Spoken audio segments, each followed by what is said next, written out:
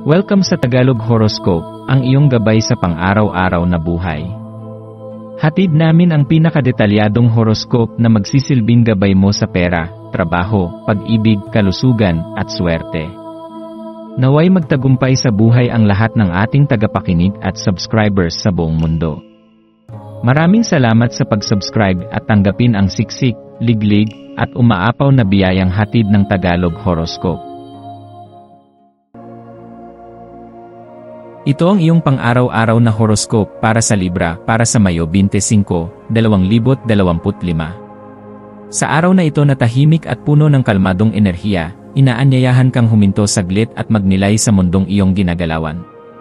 Habang ang kalikasan ay nagbibigay ng ginhawa at kapanatagan, maaaring mapansin mong mas lalo mong pinahahalagahan ang mga simpleng bagay, ang malamig na ihip ng hangin, ang liwanag ng araw sa iyong balat, o ang simpleng ngiti ng isang estranghero. Sa panahong ito ng pagninilay, ang iyong kaluluwa ay tinatawagan na pansinin ang kagandahan sa mga bagay na kadalasang hindi mo nabibigyan ng pansin. Ang mga simpleng sandali, tulad ng pag-upo sa isang tahimik na lugar, pakikinig sa huni ng mga ibon, o pag-inom ng mainit na tsaa, ay nagiging sagradong karanasan kapag binigyan ng mas malalim na pansin at pagkilala.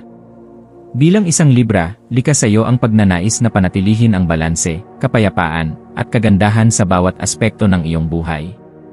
Ngunit ngayong araw, maaaring may maramdaman kang bahagyang pagkiling o di makatwirang pananaw na sumusulpot mula sa iyong puso. Ito'y hindi dapat katakutan kundi dapat gamitin bilang pagkakataon upang tanungin ang sarili, ano ang pinagmumulan ng damdaming ito? Saan ito nanggagaling? Maaari itong mag-ugat sa mga damdaming matagal mo nang hindi pinapansin, mga hinanakit, pananabik, o takot na ngayoy lumilitaw upang iyong bigyang pansin.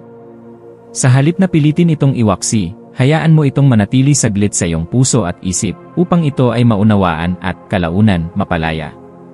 Ang likas mong pagnanais para sa pagkakaisa ay maaaring hamunin ng isang mas hilaw at marahas na lakas mula sa iyong kaloob-looban. Ang tinig ng isang mabangis na espiritu, isang bahagi mong bihirang mong pakawalan, ay maaaring mag-udyok sa iyo na gumawa ng desisyong hindi ayon sa karaniwang kalmadong diskarte mo. Ngunit ang diwa ng araw na ito ay hindi upang supilin ang lakas na iyon, kundi upang kilalanin ito bilang bahagi rin ng iyong kabuuan. Ang iyong pagkalibra ay hindi nangangahulugang palagi kang kailangang nasa gitna. Minsan, ang pagtanggap sa matinding emosyon ay susi upang muling mabuo ang iyong sentro. Ang pag-unawa sa kabuuan ng sarili, kabilang ang magulong bahagi, ay isang hakbang patungo sa mas malalim na kapayapaan. Ngayong araw, hayaan mong ang mga kwento ng ibang tao ay magbigay sa iyo ng bagong pananaw. Sa bawat taong makakausap mo, sa bawat mata na masisilayan mo, may natatagong kasaysayan, mga kwento ng tagumpay, pagdurusa, at pag-asa. Kapag pinili mong makinig, hindi lamang kaalaman ang iyong makukuha kundi koneksyon din sa mas malawak na sangkatauhan. Sa mundong puno ng pagkakanya-kanya, ang pagbubukas ng puso sa damdamin ng iba ay isang banal na kilos ng pakikiisa. Sa pagbibigay pansin sa karanasan ng iba, lalawak ang iyong pangunawa sa mundo, at higit mong mauunawaan kung paano ka nakaugnay sa kabuuan ng sangkatauhan. Sa praktikal na aspeto, mainam na iukol ang oras ngayon sa pag-aalaga sa iyong mga ugnayan, pamilya, kaibigan, o kasintahan. Sa halip na magmadali sa mga gawaing walang saysay, subukang ilapit ang sarili sa kalikasan. Maglakad sa isang lugar na may luntiang tanawin, damhin ang lupa sa iyong mga paa, at pakinggan ang tahimik na pagdaloy ng paligid. Ang simpleng pakikipag-usap sa taong mahalaga sa iyo, habang nakaupo sa lilim ng punong kahoy, ay maaaring maging isang sagradong karanasan. Ang ganitong mga aktibidad ay hindi lamang nagpapatahimik ng isipan, kundi muling binubuo ang koneksyon mo sa mundo. Ang maswerteng kulay para sa iyo ngayon ay kulay esmeralda, isang kulay na sumisimbolo ng kagalingan, paghilom, at muling pagbuo ng koneksyon. Ang kulay na ito ay maaaring magsilbing paalala na ang tunay na kagandahan ay makikita sa gitna ng tahimik na lakas at tapat na damdamin. Ang maswerteng numero mo ngayong araw ay 11 at 33, mga bilang na nagdadala ng enerhiya ng inspirasyon, intuisyon, at espiritual na paggising. Ang maswerteng gawain para sa araw na ito ay ang tahimik na pagmumuni-muni o journaling, pagsulat ng iyong mga damdamin, mga tanong, o kahit ang simpleng pasasalamat sa mga biyayang dumating. Mahalagang tandaan na ang mga desisyong ginagawa mo sa mga araw na tila kalmado at ordinaryo ay maaaring magkaroon ng pinakamalalim na epekto sa iyong kinabukasan. Huwag maliitin ang kapangyarihan ng katahimikan. Sa katahimikan, mas naririnig mo ang tinig ng iyong kaluluwa. Sa katahimikan, mas nauunawaan mo ang kahulugan ng iyong mga pangarap, mga hangarin, at mga damdamin.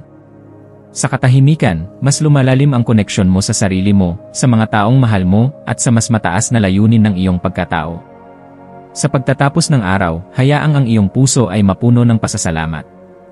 Hindi man naging puno ng aksyon ang araw mo, tandaan mong ang mga panahong tahimik ay sadyang mahalaga upang muling maipon ang iyong lakas, linisin ang iyong isip, at itaguyod ang iyong panloob na balanse. Ang araw na ito ay isang paalala na ang kagandahan ay hindi palaging makikita sa mga engrandeng pangyayari, kundi sa mga mumunting tagpo na nagpapatibok ng iyong puso. Tanggapin mo ang katahimikan bilang biyaya. Yakapin mo ang sarili mong kabuuan, kasama ang lahat ng iyong kalakasan, kahinaan, takot, at pag-asa. Ipagdiwang mo ang bawat saglit ng araw na ito, dahil sa bawat paghinga, bawat ngiti, at bawat pagtanaw mo sa mundong ito, ay may paanyaya na maging mas malalim, mas totoo, at mas konektado. Ito ang araw na inilaan upang mas mapalapit ka sa sarili mong diwa, sa sangkatauhan, at sa pinakapayapa mong anyo. Huwag mong kalimutang yakapin ang iyong damdamin dahil sa kanila matatagpuan mo ang gabay ng iyong landas.